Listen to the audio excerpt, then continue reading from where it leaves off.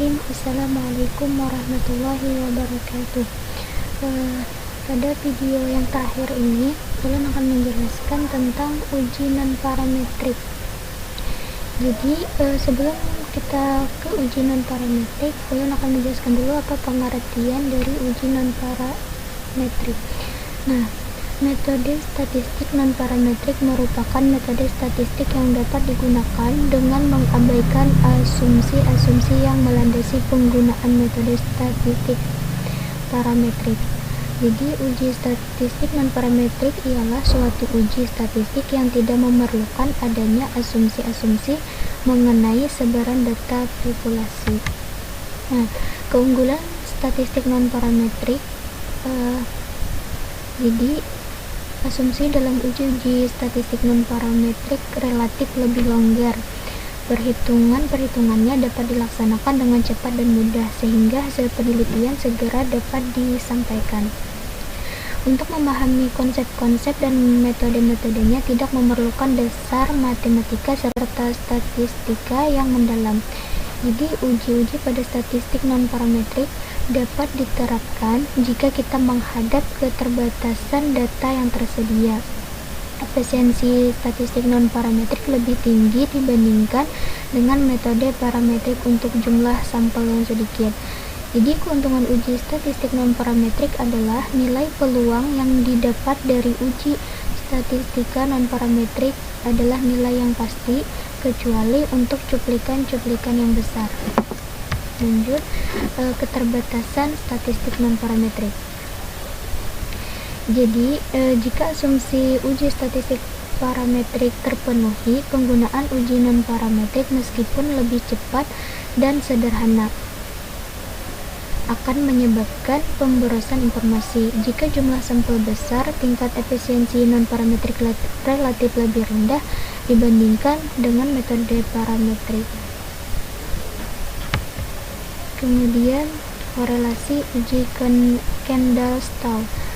Jadi, korelasi Kendall-Stau merupakan statistik non-parametrik dengan skala pengukuran data sekurang-kurangnya data ordinal. Korelasi Kendall-Stau ini digunakan untuk mengukur tingkat kesesuaian, yakni apakah ada perbedaan tingkat kesesuaian ranking antara dua variabel yang diamati. Kemudian, ini langkah-langkahnya nanti kita uji ya. Lanjut dulu ke uji Friedman. Nah, uji Friedman ini adalah uji non-parametrik yang digunakan untuk membandingkan 3 atau lebih sampel-sampel yang berhubungan. Tujuan melakukan uji Friedman atau membandingkan median atau lebih populasi dengan menggunakan sampel-sampel yang berhubungan.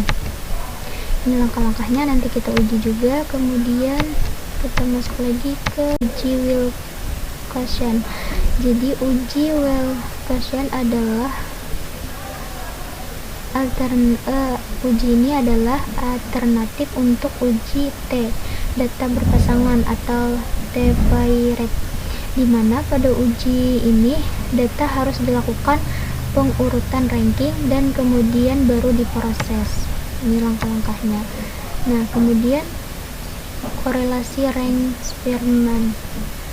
Analisis korelasi Rank-Spearman dapat digunakan untuk menguji hubungan antara variabel penelitian pada statistik non-parametrik atau skala ordinal. Jadi, tujuan analisis ini adalah untuk melihat tingkat kekuatan atau keeratan hubungan dua variabel, melihat arah atau jenis hubungan dua variabel, melihat apakah hubungan tersebut signifikasi atau tidak. Nah, dan ini langkah-langkahnya. Kita akan menguji satu-satu. Pertama, kita akan uji korelasi Kendall-Stau. Pertama-tama kita masuk dulu ke aplikasi SPSS. Kemudian kita ke variable view. Nah, langkah pertama pada kolom 9, pada kolom ini baris pertama kita isi dengan lokasi.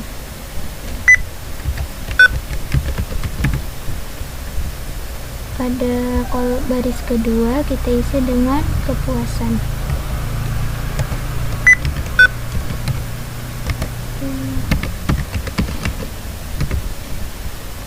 Kemudian pada desimal kita ganti semuanya dengan 0. Ini juga 0. Kemudian pada label kita isi keterangan di sini lokasi, dan di sini kepuasan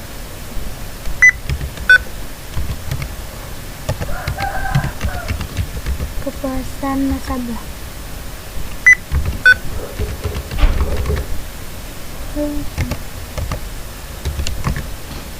Nah, kemudian pada measure kita ubah menjadi ordinal.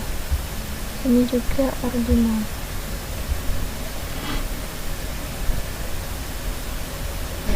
Setelah itu kita pergi ke data view untuk memasukkan skor jawaban yang kita dapat. Kita ambil dari Excel, kita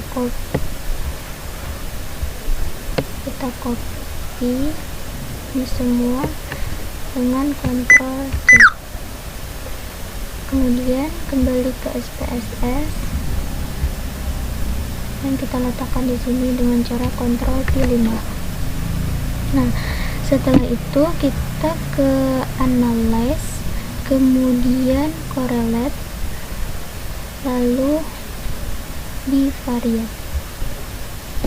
Kemudian ini kita masukkan ke sini, ini juga kita masukkan ke sini, lalu beri centang pada candlestick, dan ini kita beri centang to Thailand dan flag signifikasi correlate, lalu oke. Maka akan keluar hasil. Nah, berdasarkan output uji korelasi candlestick di atas, ini berdasarkan output uji korelasi candlestick ini diketahui nilai signifikasi atau to Thailand antara variabel lokasi dengan kepuasan nasabah adalah sebesar 0,10 nih nilainya. Kemudian ini merupakan lebih kecil atau kurang dari 0,05. Maka dapat disimpulkan bahwa ada hubungan yang signifikasi atau nyata antara variabel lokasi dengan kepuasan nasabah. Kemudian catatan, jika nilai signifikasi ini lebih besar dari 0,5, maka artinya hubungan antar variabel tidak signifikasi, atau dengan kata lain tidak ada hubungan antar variabel. Berdasarkan tabel ini juga diketahui nilai koefisien korelasi ini, nilai koefisien korelasi atau correlate koefisien ini antara variabel lokasi dan kepuasan nasabah adalah 0,771. Nah, dengan demikian maka dapat disimpulkan bahwa hubungan antara variabel lokasi dengan kepuasan nasabah adalah kuat. Sementara tanda bintang ini menunjukkan hubungan yang terbentuk adalah signifikan pada angka signifikasi sebesar 0,05. Jadi catatan, jika ada dua tanda bintang, di sini kan satu bintang saja. Nah, jika ada tanda 2 bintang, maka artinya hubungan yang terbentuk signifikan pada angka signifikasi sebesar 0,01. Kemudian untuk melihat arah hubungan antar variabel dalam analisis korelasi, arah hubungan dilihat dari angka koefisien korelasi, apakah hasilnya bernilai positif atau negatif. Nah, berdasarkan tabel ini diketahui koefisien korelasinya antara variabel lokasi dengan kepuasan nasabah bernilai positif, yakni 0,771. Maka dapat disimpulkan bahwa ada hubungan yang positif antara variabel lokasi dengan kepuasan nasabah. Hubungan positif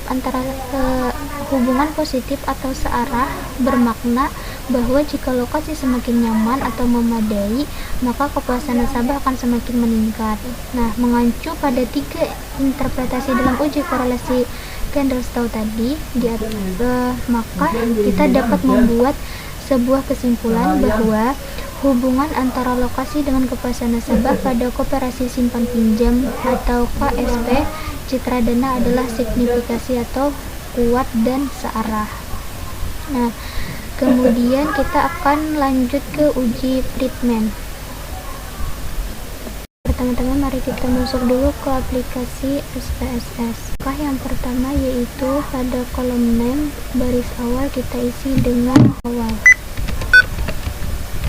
Dan di sini kita isi seminggu.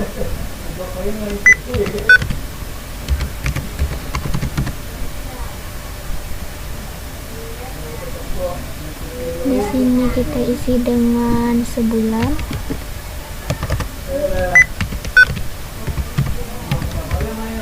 Dan di sini kita isi dengan setahun. Kemudian pada kolom desimal kita ganti semuanya dengan 1.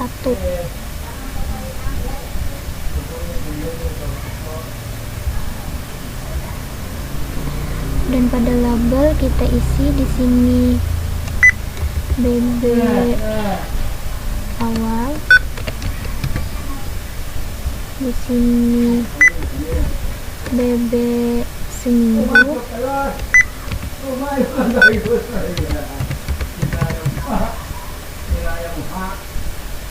di sini BB sebulan,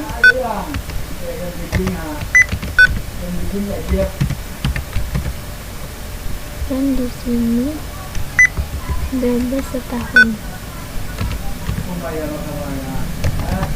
BB setahun. Dan pada measure kita ganti semuanya dengan scale.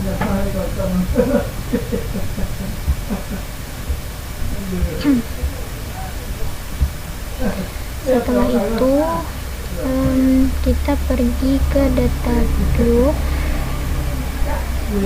dan hasilnya kita ambil dari Excel sini nih. Kita copy semuanya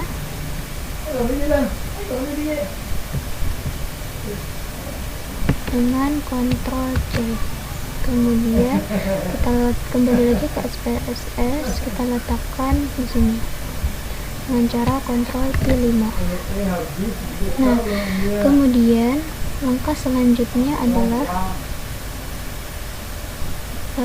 yang pertama untuk melakukan uji normalitas, maka langkah awal adalah dengan cara memunculkan nilai standar digit reduce nilai standar digit dari keempat sampel data. Caranya ketik analyze, kemudian general linear model, kemudian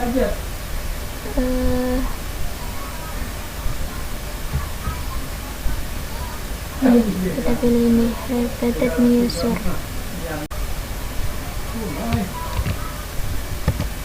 Kita isi dengan waktu, dan di sini kita isi dengan 4, kemudian add.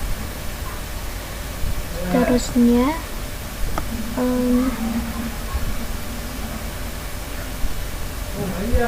ini Ctrl A, kita pindahkan semuanya ke sebelah sini.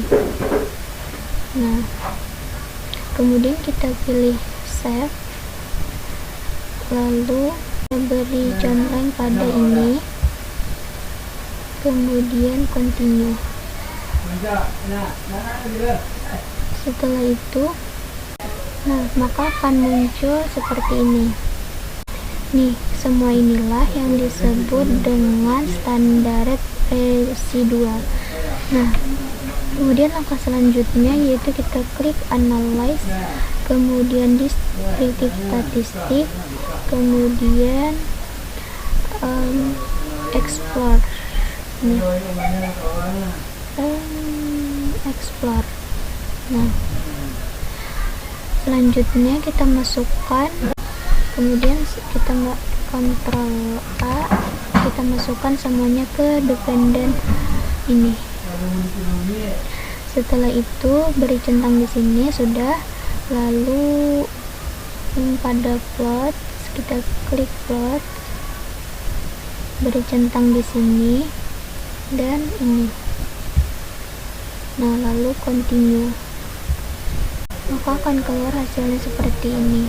Jadi pada pembahasan uji normalitas, karena N yang dipakai dalam penelitian ini tadi ada 15 atau DF15, maka pengambilan keputusan untuk uji normalitas pengacu pada nilai signifikasi ini diambil dari sini. Dari ini. Sebaliknya, jika jumlah N-nya itu lebih dari jumlah N atau DF-nya ini lebih dari 50, maka mengacu pada nilai signifikasinya di sini. Nih, nilai signifikasinya di sini. Nah, berdasarkan tabel ini diketahui nilai sig pada star residual per awal ini per awal sebesar 0,012. Nilai sig standar radial per seminggunya yaitu 0,003, dan nilai signifikasi standarnya residual per sebulan 0,020. Karena nilai signifikasi sig ketiga variabel tersebut nih 0,12, 0,003, 0,020 ini lebih kecil dari 0,05, maka dapat disimpulkan bahwa ketiga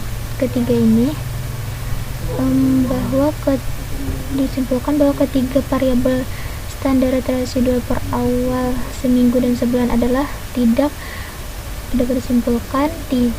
berdistribusi normal. Sementara untuk nilai signifikasi setahun yaitu 0,380 ini menunjukkan lebih besar dari 0,05, maka distribusinya normal. Nah, berdasarkan pembahasan uji normalitas di atas diketahui bahwa ada 3 variabel yang memiliki nilai standar digit residual tidak normal. Oleh karena itu, analisis data untuk penelitian ini sudah tepat, yakni menggunakan metode statistik non-parametrik dengan uji Friedman. Nah, dari sini kita klik analyze, kemudian non-parametric test, lalu library dialogs, kemudian ini kita pindahkan ini ke sini, ini ke sini, ini ke sini, ini ke sini, dan ini. Nah, setelah itu kita bercantang pada Friedman, kemudian statistik, lalu kita beri centang pada distributif dan ini, lalu continue, kemudian kita klik OK, maka akan muncul hasil deskriptif statistik. Nah,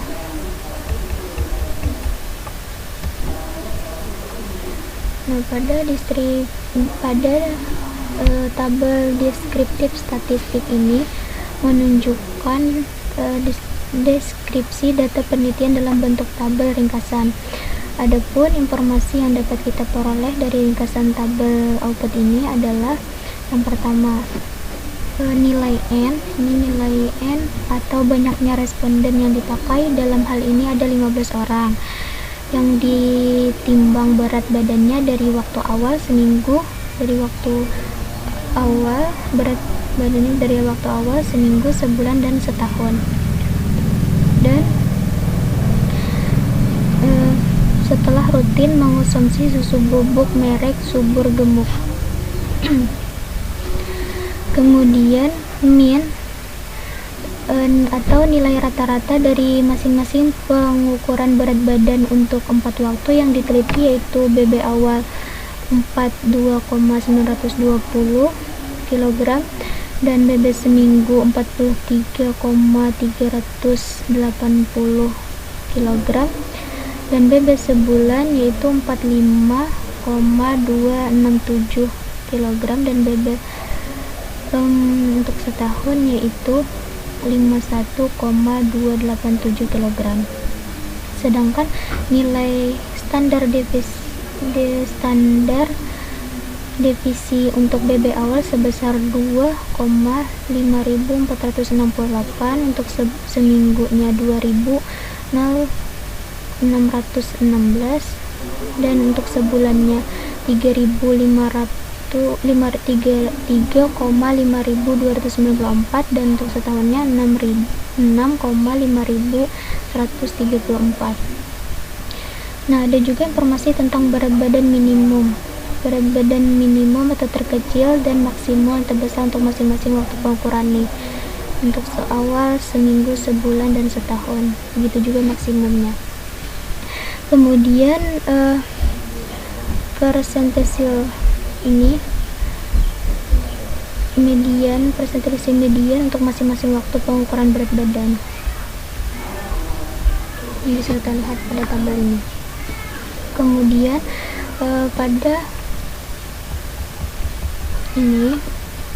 pada tabel output kedua yaitu range, ini dapat kita lihat menunjukkan rata-rata berat badan. Ini menunjukkan rata-rata berat badan dalam bentuk ranking, di mana berat badan paling besar berada di waktu pengukuran BB setahun.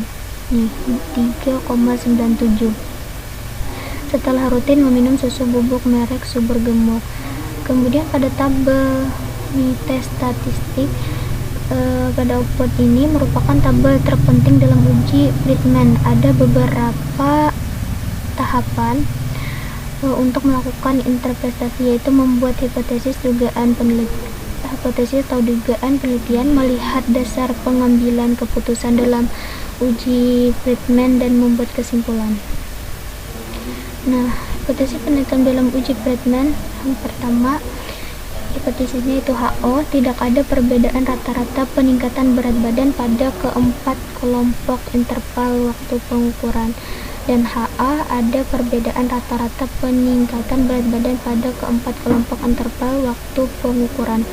Nah, dasar pengambilan keputusan dalam uji Friedman ada dua cara yang dapat kita gunakan sebagai pedoman untuk membuat keputusan dalam uji Friedman, yaitu melihat nilai probabilitas atau signifikasi ini. Kita melihat ini, jika nilai ini lebih besar dari 0,05 maka HO diterima dan HA ditolak.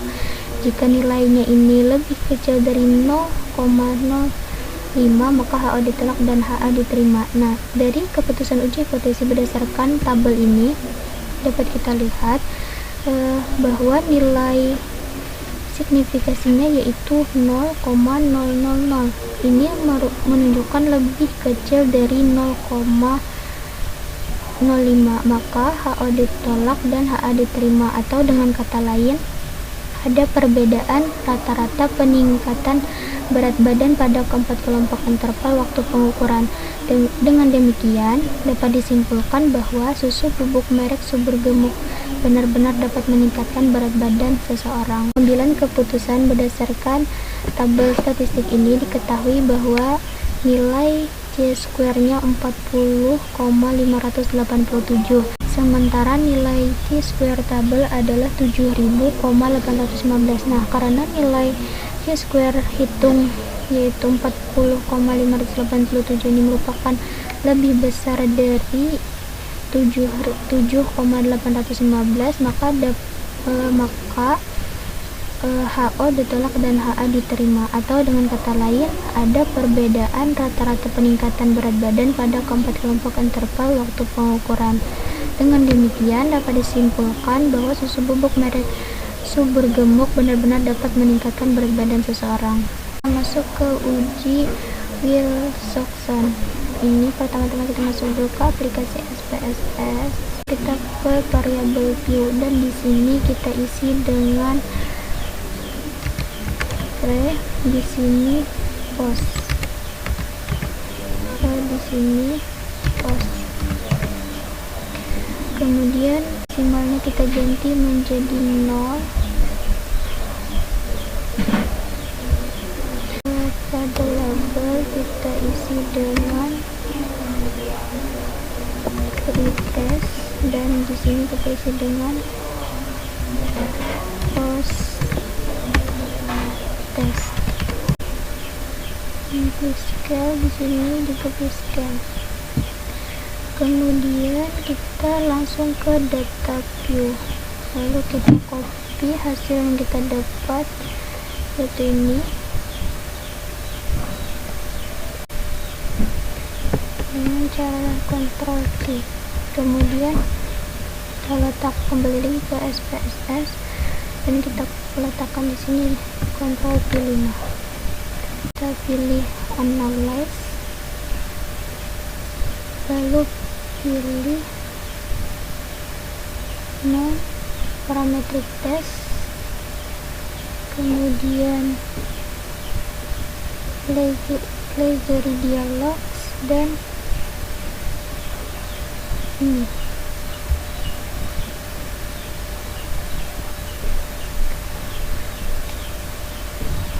Kemudian ini kita pindahkan ke sini, dan ini kita pindahkan ke situ. Lalu kita beri centang di Wilcoxon. Oke. Maka akan muncul data seperti ini. Nah, output pertama yaitu ranks. Ini output pertama yaitu ranks. Yang pertama 1, negatif ranks atau selisih negatif antara hasil belajar matematika untuk pretest dan protest adalah 0. Kemudian baik itu dari nilai n, mid, dan sum ranks. Nah, nilai 0 ini menunjukkan tidak adanya penurunan atau pengurangan dari nilai pretest dan dari nilai pretest ke nilai post test. Yang kedua, positive ranks, semi positive ranks atau selisih positifnya, yaitu positive ranks-nya dari antara hasil belajar matematika untuk pretest dan post test. Di sini terdapat 22 nih, 22. Dan positive n-nya terdapat 22 data positif n, yang artinya ke-22 siswa mengalami peningkatan hasil belajar matematika dari nilai pretest ke nilai post test. Min rank atau rata-rata peningkatan tersebut sebesar, minnya adalah sebesar 11,50. Sedangkan jumlah ranking positifnya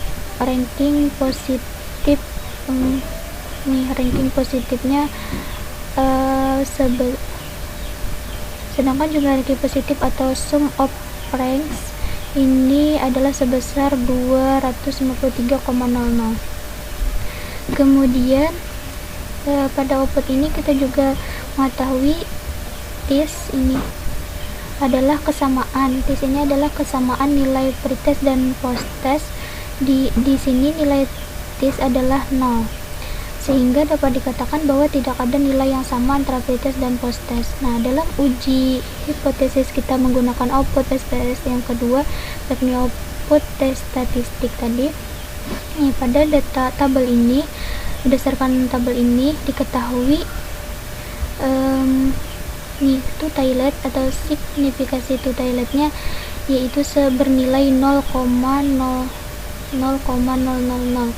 Karena nilainya ini 0,00 lebih kecil dari 0,05, maka dapat disimpulkan bahwa HA diterima.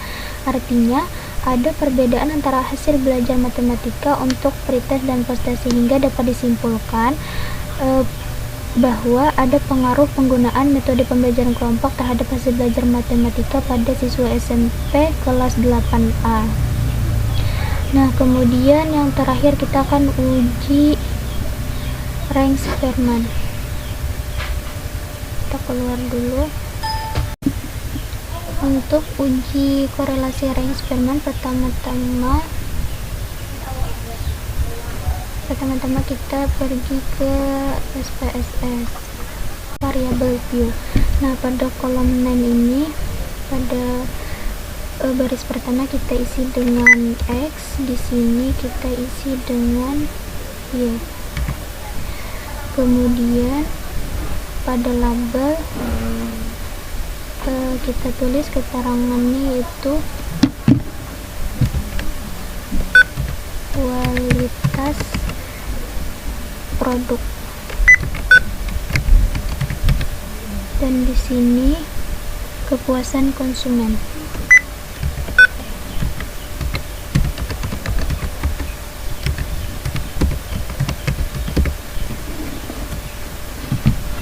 Kemudian langsung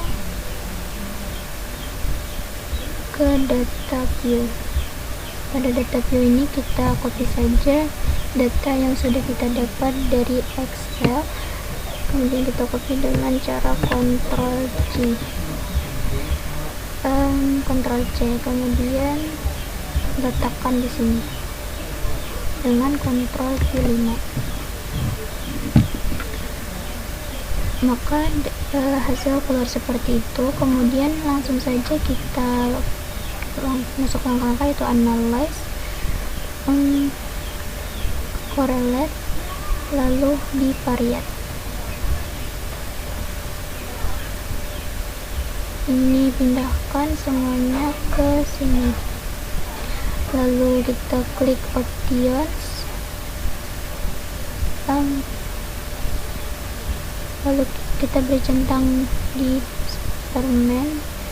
Di sini to toilet person ini kita nggak usah tintan. Kemudian kita ke options, lalu pilih ini actual just ini, pilih ini, lalu continue, kemudian oke. Maka akan keluar hasil. Nah, yang pertama dari tabel ini, melihat tingkat kekuatan atau keratan hubungan variabel kualitas produk dengan kepuasan konsumen. Dari ini kita dapat lihat bahwa correlate kepuasannya adalah 0, nih kepuasan konsumen adalah 0,838 dengan bintang 2. Artinya tingkat kekuatan hubungan atau korelasi antara variabel kualitas produk dengan kepuasan konsumen adalah sebesar 0,838 atau sangat kuat. Tanda bintangnya ada 2, artinya korelasi bernilai signifikan. Melihat arah atau jenis hubungan variabel kualitas produk dengan kepuasan konsumen, angka koefisien korelasi pada tabel ini yaitu sebesar 0,838, sehingga hubungan kedua variabel tersebut bersifat searah atau jenis hubungannya searah. Dengan demikian dapat diartikan bahwa kualitas semakin ditingkatkan kualitas produk, maka kepuasan konsumen juga akan meningkat. Kemudian melihat nilai signifikasi hubungan kedua variabel. Berdasarkan tabel ini diketahui bahwa nilai toiletnya yaitu sebesar 0,2 nih, 0,002, karena nilai toiletnya itu 0,02 ini lebih kecil dari 0,05, maka artinya ada hubungan yang signifikan atau berarti maka artinya ada hubungan yang signifikan antara variabel kualitas produk dengan kepuasan konsumen. Nah, kiranya sampai di sini dulu video yang terakhir. Semoga bermanfaat. Salah khilaf mohon maaf. Wassalamualaikum warahmatullahi wabarakatuh.